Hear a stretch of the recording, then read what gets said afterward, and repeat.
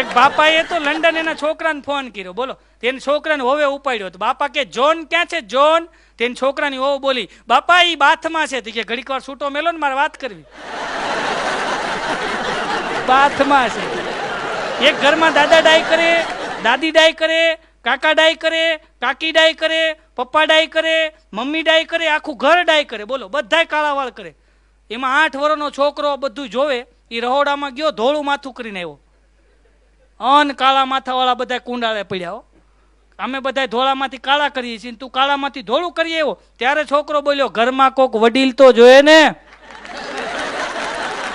સાહેબ, જે ઘરમાં વડીલની સલાહ નથી લેવાતી ને, ત્યાં સમય જતા વકીલની સલાહ લેવાનો વારો આવે સાહેબ. કારણ કે બગડેલા કેસને સુધારે ને એને વકીલ કહેવાય, પણ કેસ બગડવા ન દે ને એને વડીલ કહેવાય સાહેબ. એટલે વડીલને સાચવતા રહેવા, સૌ પરિવાર સાથે જોડાયેલું રહેવું. આપ સૌએ મને શાંતિ જાળવીને માણ્યો એ બદલ આપ સૌનો ખૂબ ખૂબ આભાર.